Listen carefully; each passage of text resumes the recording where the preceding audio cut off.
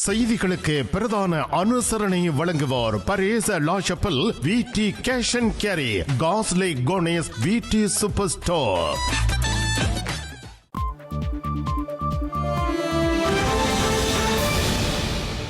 வணக்கம், இது ஐபிசி தமிழின் செய்தி நேரம். முதலில் தலைப்புச் செய்திகள்.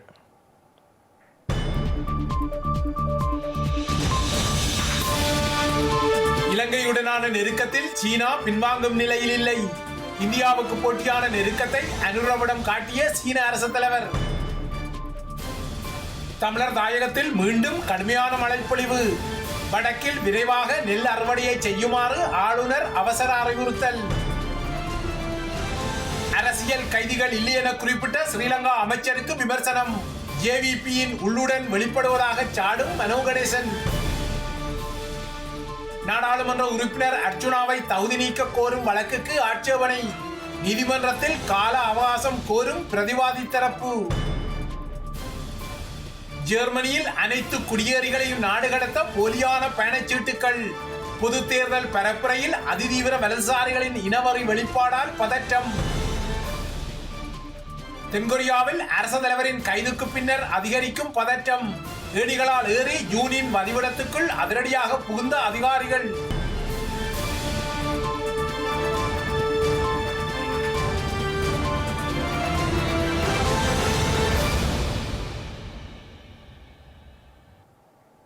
இலங்கைக்கு புதிய வளர்ச்சி பாதையை வழங்கும் வகையில் ஸ்ரீலங்கா அரசாங்கத்துடன் நெருங்கி செயற்பட சீனாவும் தயாராக இருப்பதாக ஸ்ரீலங்கா அரசு தலைவர் அனுரகுமார திசாநாயக்கவுடன் இன்று நடத்திய சந்திப்புகளின் போது சீன அரசு தலைவர் ஜி ஜின்பிங் தெரிவித்துள்ளார்.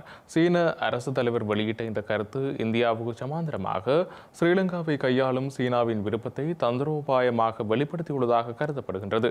இன்று இரண்டு தலைவர்களுக்கும் இடையிலான இந்த சந்திப்பை தொடர்ந்து இரண்டு நாடுகளுக்கும் இடையில் முக்கியமான புரிந்துணர்வு ஒப்பந்தங்களும் கைச்சாத்திடப்பட்டுள்ளன. சீன மக்கள் மண்டபத்திற்கு சென்று ஸ்ரீலங்கா ஜனாதிபதி அனுரகுமார திசாநாயக்கவிற்கு சீன ஜனாதிபதி ஷி ஜின்பிங் அமோக வரவேற்பு அளித்தார். மரியாதை வேட்டுகளுடன் கௌரவமான முறையில் வரவேற்பு நிகழ்வு ஏற்பாடு செய்யப்பட்டிருந்தது. அதனைத் தொடர்ந்து இரண்டு அரசு தலைவர்களுக்கும் இடையில் சுமூகமான கலந்துரையாடல் நடைபெற்றதோடு அதனைத் தொடர்ந்து இருதரப்பு கலந்துரையாடல்கள் ஆரம்பிக்கப்பட்டன. அபிவிருத்தியின் புதிய யுகத்திற்காக இலங்கையுடன் இணைந்து பணியாற்ற தயாராக இருப்பதாக சீன ஜனாதிபதி இதன் போது உறுதிமொழி வழங்கியுள்ளார். அத்தோடு நெருங்கிய நட்பு நாடு என்ற வகையில் சீனாவுக்கும் இலங்கைக்கும் இடையிலான நீண்டகால உறவை நினைவு கூர்ந்த சீன ஜனாதிபதி ஷி ஜின்பிங் எதிர்காலத்தில் இலங்கையுடன் தொடர்ந்தும் ஒத்துழைக்க தயாராக இருப்பதாகவும் தெரிவித்துள்ளார். இரு நாட்டு தலைவர்களுக்கும் இடையிலான உத்தியோகபூர்வ சந்திப்பை தொடர்ந்து இரு நாடுகளுக்கும் இடையில் பொருளாதார, சமூக மற்றும் கைத்தொழில் துறை சார்ந்த பல புரிந்துணர்வு ஒப்பந்தங்கள் கைச்சாத்திடப்பட்டன. இந்த சந்திப்பில் வெளிவிவகார, வெளிநாட்டு வேலை வாய்ப்பு மற்றும் சுற்றுலா அமைச்சர் விஜித கேரத், போக்குவரத்து நெடுஞ்சாலைகள், துறைமுகங்கள் அமைச்சர் பிமல் ரட்நாயக்க மற்றும் அரசு தகவல் பணிப்பாளர் நாயகம் HSKJ பண்டார ஆகியோரும் பங்கேற்றிருந்தனர். ஸ்ரீலங்காவின் அப்போதைய அரசாங்கத்துக்கு எதிராக ஆயுதமேந்திய காரணத்தால் கைது செய்யப்பட்ட ஜேவிபியினரை அரசியல் கைதியாக அடையாளப்படுத்த முடியுமாயின் ஏன் தமிழ் அரசியல் கைதிகளாக அடையாளப்படுத்த முடியாது என தமிழ் முற்போக்கு கூட்டணியின் தலைவரும் நாடாளுமன்ற உறுப்பினருமான மனோ கணேசன் கேள்வி எழுப்பியுள்ளார். அரசியல் கைதிகளின் தரப்பினர் இளைஞர் சிறையில் இல்லை என்று தேசிய ஒருமைப்பாடு நீதி அமைச்சர் அரசு நாணயக்கார கூறியிருக்கிறார். நாணயக்கார முன்னாள் ராஜபக்ச அரசாங்கத்தின் அமைச்சராக இருந்த வாசு நாணயக்காரவின் தம்பியின் மகன் என்பது ஒரு புறம் இருக்க, இத்தகைய கருத்துக்களை நாங்கள் இதுக்கு முன்னால் பலமுறை கேட்டிருக்கின்றோம். எல்லா அரசாங்கங்களிலும் இருக்கக்கூடிய அமைச்சர்கள், ஜனாதிபதிகள் இலங்கை சிறைகளிலே அரசியல் என்று சொல்லிக் கொண்டு வருகிறார்கள். இது பழைய பல்லை. ஆகவே இந்த பழைய பல்லவை நிறுத்திவிட்டு புது புரட்சி வந்த அரசாங்க என்ற முறையிலே, சொல்லிக்கொள்ளும் அரசாங்க என்ற முறையிலே தயவு செய்து எஞ்சியிருக்க தமிழ் அரசியல்வாதிகளை விடுவியுங்கள் என்ற கோரிக்கையை, வலியுறுத்தலை நான் நாணயக்காரவுக்கும் அவருடைய தலைவர் நாட்டு ஜனாதிபதி அனுரகுமாரவுக்கும் விடுக்க விரும்புகிறேன். உலகம் முழுக்க அப்படித்தான், இலங்கையிலும் அப்படித்தான், பலஸ்தீனத்துக்கும் அப்படித்தான். மக்களுக்கு போராடுகின்றவர்கள் மக்களுக்கு போராளிகள், ஆட்சியாளர்களும் பயங்கரவாதிகள். 1971 89 இலங்கையில் ஜேவிபி கட்சி ஆயுத போராட்டம் நிகழ்த்தியது. 1971 தமிழ் இளைஞர்கள் ஆயுதத்துக்கு முன்னாலேயே கூட இலங்கை முதலாக அது தூக்கி பாராளுமன்றத்தில் கொண்டு எறிந்தார்கள், ஜனதா மாலை கொண்டு எறிந்தார்கள். அப்பொழுதெல்லாம் அவர்கள் நல்லவர்கள் அந்த இலங்கை அரசாங்க கைது செய்யப்பட்ட பொழுது அரசாங்கம் இவர்களை பயங்கரவாதி என்று சொன்னது. ஆனால் இவர்களே போராளி என்று சொன்னார்கள், நடந்தது. ஆகவே கடந்த கால அரசாங்கங்களான UNP, ராஜபக்ச போன்ற அரசாங்கங்கள் எல்லாம் தமிழ் அரசியல்வாதிகளை இல்லை என்று சொல்வது என்பது உரிமைகூடியது. ஆனால் வரலாற்றிலே அதற்கு போராடிய JVP இன்று திடீரென்று வந்து பழைய அரசாங்கங்களை போலவே பழைய பல்லவை பாட திரும்புவது என்பது ஏற்கொள்ள முடியாது. இவர்கள் நம்பி வாக்களித்த வடக்கு, கிழக்கு, மலையகம், கொழும்பில் எல்லாம் வாக்களித்த தமிழர்கள் தான் பதில் தேட வேண்டும். தமிழர்கள் செந்தமிழர்கள் சொல்ல விரும்புகிறேன், சிறப்பு தமிழர்கள் அவர்கள் வாக்களித்து விட்டார்கள். கடந்த நல்லாட்சி ஆட்சி காலத்தில் கூட இப்படியான சில எங்களது அமைச்சர்கள் இப்படி அரசியல் இல்லை என்று சொன்னார்கள். அந்த தேசிய ஒருமைப்பாடு அமைச்சராக இருந்த நான் அமைச்சரவையிலே அதை முரண்பட்டு அதை புறந்தள்ளி ஏடி முற்போக்கான அமைச்சர்களோடு சேர்ந்து கொண்டு தமிழ் தேசிய கட்சிகளோடு சேர்ந்து கொண்டு கணிசமான அளவு தமிழ் அரசியல் கட்சிகளை நாங்கள் விடுவித்தோம். வரலாற்றிலே அதிகமாக தமிழ் அரசியல் கட்சிகள் விடுவிக்கப்பட்ட காலம் 2015 19 நல்லாட்சி காலம் தான். சிலர்கள் இருக்கிறார்கள், அவர்களையும் விடுவிக்க வேண்டும். பழைய பல்லவை பாடாமல் புதிய மாற்றம் செய்ய வந்திருப்பதாக சொல்லிக் கொள்ளக்கூடிய JVP, NPP அரசாங்கம், அன்றமைத அரசாங்கம் வாக்களித்த யாழ்ப்பாணம், மண்ணி, மட்டக்களப்பு, திருகோணமலை, அம்பாறை, கொழும்பு, மலையகம் ஆகிய வந்து தமிழ் மக்களுக்காகவாவது இத்தகைய தமிழ் அரசியல் கட்சிகளை விடுவிக்க வேண்டும். மாறாக அரசியல் கட்சிகள் சொல்வது என்பது ராஜபக்சே சொல்லிய பல்லவி. ராஜபக்ச விஷயத்தான் பேசுகிறீர்கள் என்றால் தமிழர்கள் வாக்களித்தார்கள், தெரியவில்லை. ஆகவே பேசும்போது கவனம் பேச வேண்டும். அதே போல காரியத்தை சரியான முறை செய்ய வேண்டும் என்ற காரியம் தான் நான் எதிர்பார்க்கும் தமிழ் அரசியல் கட்சிகளை விடுதலை. தமிழர் தாயக பகுதியான வடக்கு மற்றும் கிழக்கு மாகாணங்களில் தைப்பொங்கல் நாளான நேற்று பெய்த கனமழை காரணமாக பல பகுதிகளில் மக்கள் சிரமங்களை எதிர்நோக்கியுள்ளனர்.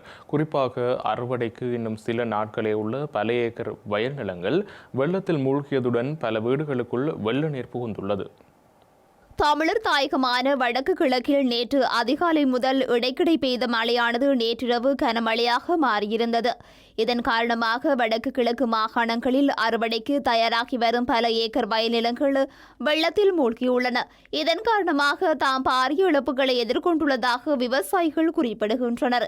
ஏற்கனவே நேற்று காலை 7 மணி முதல் இன்று காலை 6 மணி வரை இரணைமடி பகுதியில் 130.5 மில்லிமீட்டர் மழை வீழ்ச்சி பதிவாகியுள்ளது. இதன் காரணமாக தொடர்ச்சியாக நீர் வெளியேற்றப்பட்டு வருவதால் கண்டாவளி பிரதேச செயலாளர் பிரிவின் தாழ்வான நிலப்பரப்புகள் நீரால் நிரம்பி வெள்ளம் ஏற்படும் நிலை உருவாகியுள்ளது. இதன் காரணமாக மக்களை அவதானமாக இருக்குமாறும் வெள்ள நிலைமை ஏற்படுமாயின் உடனடியாக கிராம சேவகருக்கு தகவல்களை வழங்குமாறும் கிளிநொச்சி அனர்த்த முகாமைத்துவ நிலையம் கூறியுள்ளது. முல்லைத்தீவு மாவட்டத்தை பொறுத்தவரை நேற்றிரவு சுமார் 2 மணித்தியாலங்களில் பெய்த கனமழை காரணமாக பல வீடுகளுக்குள் மழைநீர் புகுந்துள்ளதால் மக்கள் அசௌகரியங்களை எதிர்கொண்டுள்ளனர். மாவட்டத்தில் உள்ள வயல் நிலங்களும் வெள்ளத்தில் மூழ்கியுள்ளதால் விவசாயிகள் பாரிய பாதிப்புகளை எதிர்கொண்டுள்ளனர். தண்ணி முறிப்பு குளத்துக்கு கீழுள்ள மக்கள் குறிப்பாக விவசாயிகள் விழிப்புடன் இருக்க வேண்டும் என்பதுடன் கால்நடைகளையும் பாதுகாப்பான இடங்களுக்கு மாற்றுமாறு பண்ணையாளர்களுக்கு அறிவுறுத்தப்பட்டுள்ளது. உடையார்கட்டு கமநல சேவை பிரிவுக்குட்பட்டு நெத்தலியாறு பகுதியில் அறுவடைக்கு தயாராக இருந்த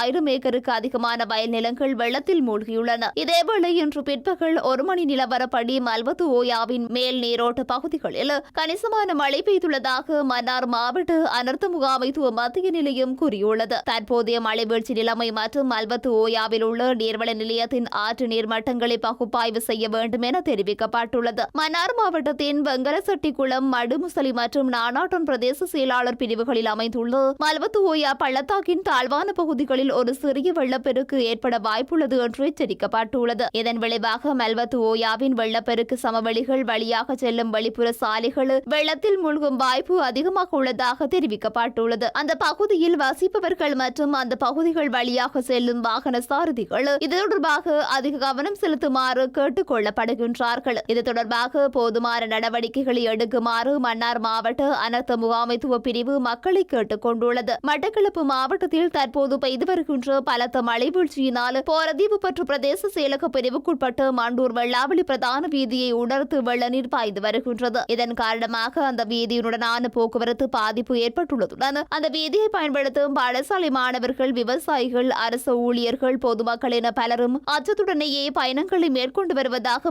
பிராந்திய செய்தியாளர்கள் தெரிவித்துள்ளனர். வடக்கு மற்றும் கிழக்கு மாகாணங்களின் பல பகுதிகளில் எதிர்வரும் 18ஆம் தேதி முதல் 21ஆம் தேதி வரை மிக கனமழை பெய்யும் என எதிர்வு கூறப்பட்டுள்ளது. எதிர்வரும் 17ஆம் தேதி வங்காள விரிகுடாவில் உருவாகும் வளிமண்டல மேலடுக்கு சுழற்சி காரணமாக இந்த வானிலை நிலைமை உருவாகும் என வானிலை அதிகாரி நாகமுத்து பிரதீபராஜா குறிப்பிட்டுள்ளார். இந்த நிலையில் வடக்கு மாகாணத்தில் நெல்லை அறுவடை செய்யக்கூடிய விவசாயிகள் வானிலை எதிர்வு கூறலை கருத்தில் எடுத்து அறுவடை செய்யுமாறு வடக்கு மாகாண ஆளுநர் வேதநாயகன் அறிவுறுத்தியுள்ளார். வடக்கு மற்றும் கிழக்கு மாகாணங்களின் நிலம் நிரம்பும் நிலையை அடைந்துள்ளதாக வானிலை அதிகாரி நாகமுத்து பிரதீபராஜா சுட்டிக்காட்டியுள்ளார்.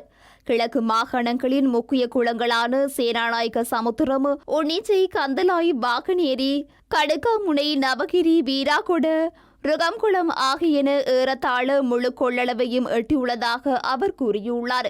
வடக்கு மாகாணத்தின் பிரதான குளங்களான இரணைமடு குளம், பவுனி குளம், முத்தையன்கட்டு, கணக்கணி, தண்ணிமுறிப்பு போன்றன தற்போது மேலதிக நீரை வெளியேற்றுகின்றன எனவும் அவர் குறிப்பிட்டுள்ளார். இந்த சூழ்நிலையில் எதிர்வரும் 18ஆம் தேதி முதல் 4 நாட்களுக்கு கிடைக்கும் கனமழை பாதிப்பை ஏற்படுத்தும் என்று எதிர்பார்க்கப்படுகின்றது எனவும் நாகமுத்து பிரதீபராஜா எச்சரித்துள்ளார். வடக்கு மற்றும் கிழக்கு மாகாணங்களின் தாழ்வான பகுதிகளிலும் குளங்களின் மேலதிக நீர் வெளியேறும் பகுதிகளுக்கு அண்மையில் உள்ள மக்களும் குறிப்பிட்ட 4 நாட்களும் மிக அவதானமாக இருப்பது அவசியம் என அவர் கூறியுள்ளார். நாளையும் நாளை மறுதினமும் மழை சற்று குறைவாக இருக்கும் என்பதை கருத்தில் கொண்டு வடக்கு மற்றும் கிழக்கு மாகாணங்களில் விவசாயிகள் தமது அறுவடை செயற்பாடுகளை மேற்கொள்வது சிறந்தது என நாகமுத்து பிரதீபராஜா குறிப்பிட்டுள்ளார். வடக்கு மாகாணத்தில் கடந்த சில தினங்களாக தொடரும் சீரற்ற வானிலை தொடர்பாக அவசர கலந்துரையாடல் இணைய வழியில் இன்று புதன்கிழமை இடம்பெற்றது. வடக்கு மாகாண ஆளுநர் செயலகத்திலிருந்து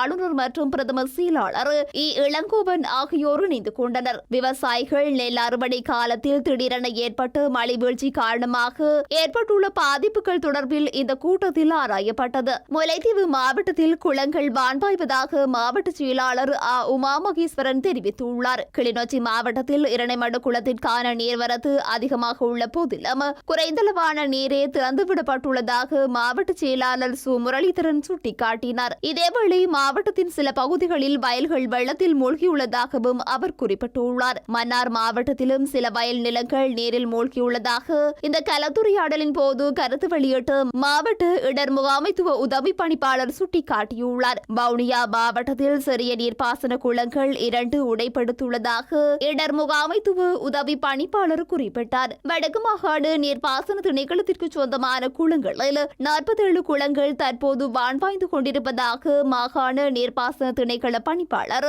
ஆளுநருக்கு தெரியப்படுத்தினார். தற்போதைய நிலையில் மழை வீழ்ச்சி குறைந்து வருவதாகவும் குளங்களுக்கான நீர்வரத்து குறைந்துள்ளதாக தெரிவிக்கப்பட்டுள்ளதுடன் அதற்கமைவாக இன்று மாலையிலிருந்து படிப்படியாக வான்கதவுகள் மூடப்படும் என்றும் கலந்துரையாடலில் சுட்டிக்காட்டப்பட்டுள்ளது. தொடர்ச்சியாக மழையுடனான வானிலை நிலவும் என எதிர்பார்க்கப்பட்டுள்ள நிலையில் இதற்கு முன்னதாக நெல்லை அறுவடை செய்யக்கூடிய விவசாயிகள் அதனை அறுவடை செய்வதில் கூடுதல் கவனம் செலுத்துவதனூடாக அழிவுகளை குறைக்க முடியும் எனவும் ஆளுநர் வேதநாயகம் சுட்டிக்காட்டினார்.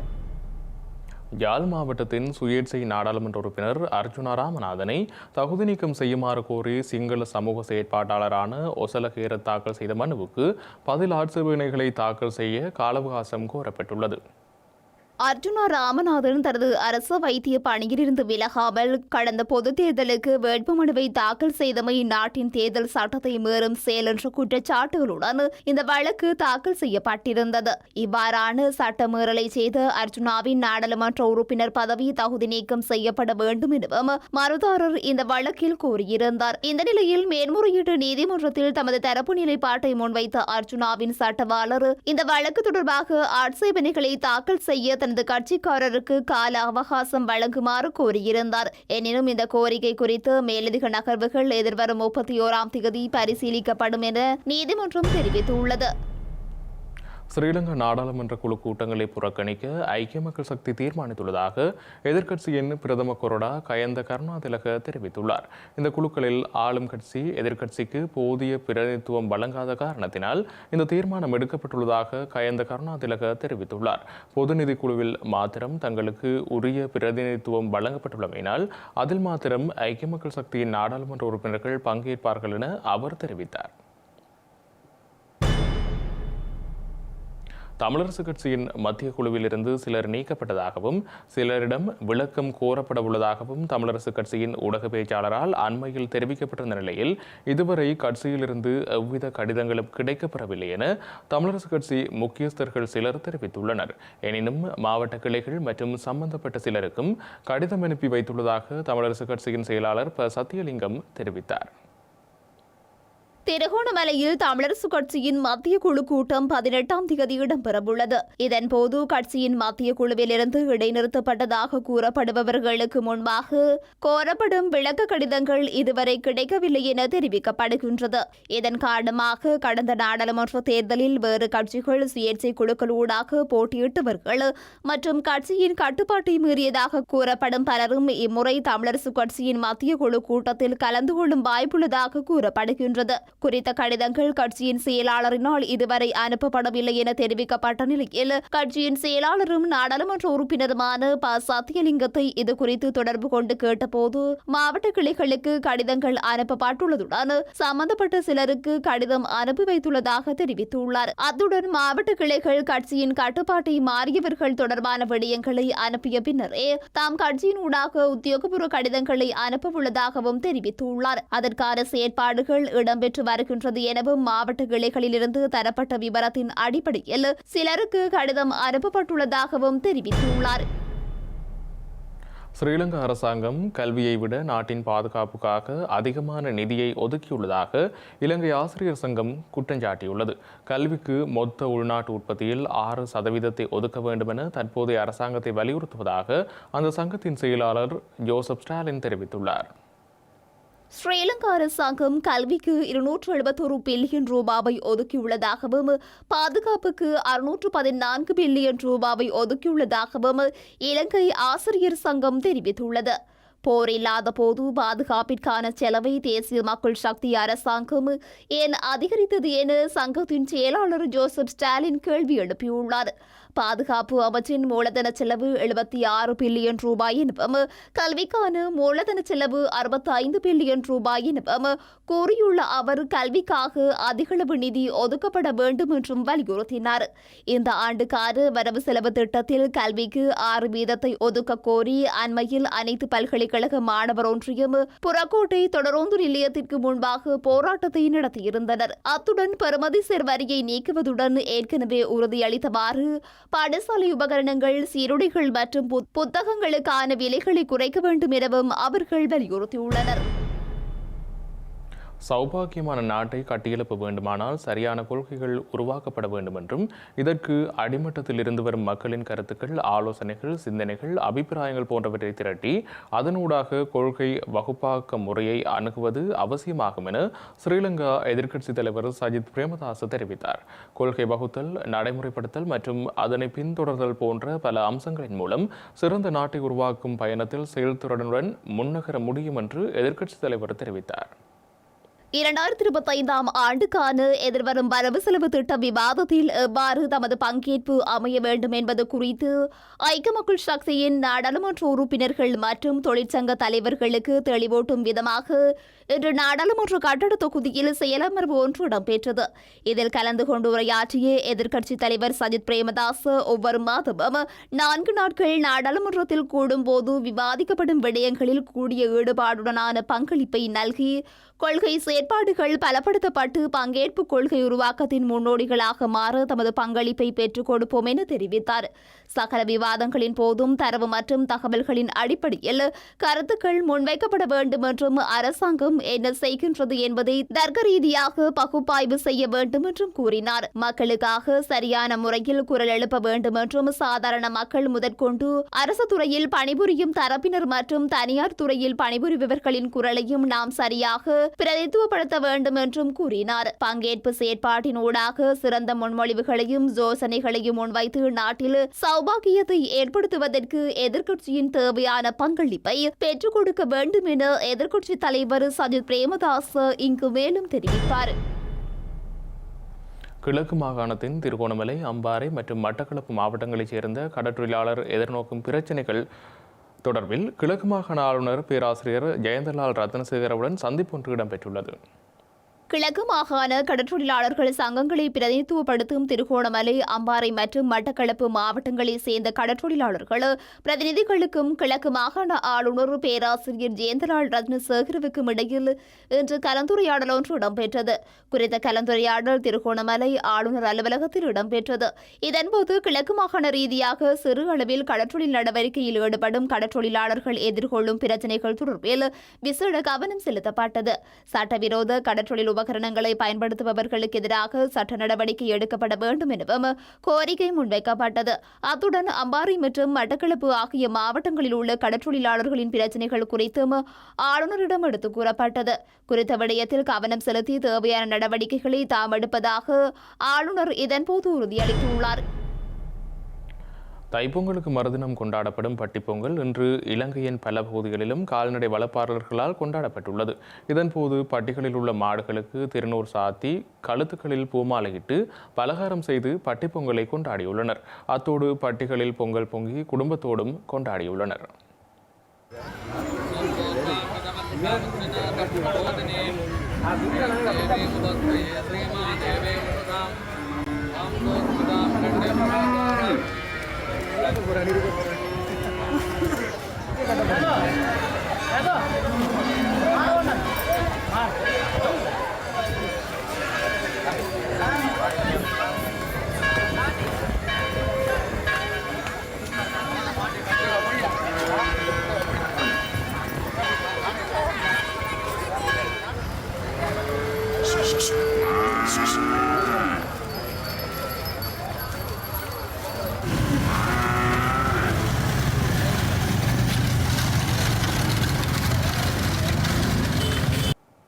செய்திகளின் நிறைவாக மீண்டும் தலைப்புச் செய்திகள்.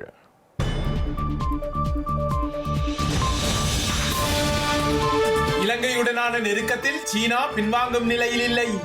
இந்தியாவுக்கு போட்டியான நெருக்கத்தை அனுரவிடம் காட்டிய சீன அரசு தலைவர்.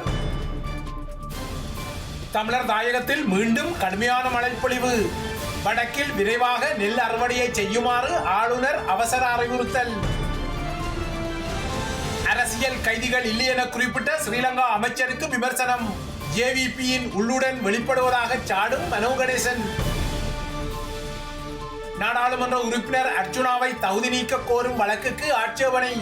நீதிமன்றத்தில் கால அவகாசம் கோரும் பிரதிவாதி தரப்பு. ஜெர்மனியில் அனைத்து குடியேறிகளையும் நாடு கடத்த போலியான பயணச்சீட்டுகள். பொது தேர்தல் பரப்புரையில் அதிதீவிர வலதுசாரிகளின் இனவரி வெளிப்பாடால் பதற்றம். தென்கொரியாவில் அரசு தலைவரின் கைதுக்கு பின்னர் அதிகரிக்கும் பதற்றம். ஏணிகளால் ஏறி யூனியன் வதிவிடத்துக்குள் அதிரடியாக புகுந்த அதிகாரிகள்.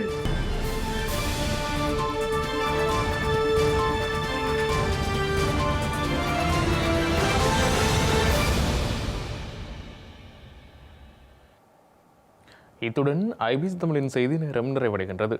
உடனுக்குடன் செய்திகளை அறிந்து கொள்ள ibistamil.com என்ற எமது இணையதளத்தை பார்வையிடுங்கள். வணக்கம்.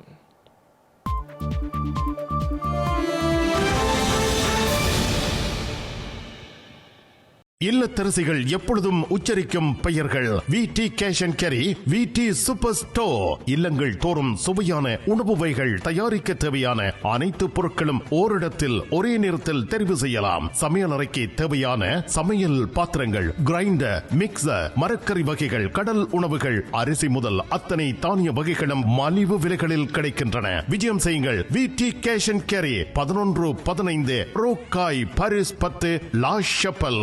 விடி சூப்பர் ஸ்டோர், காஸ்லே கோனேஸ்.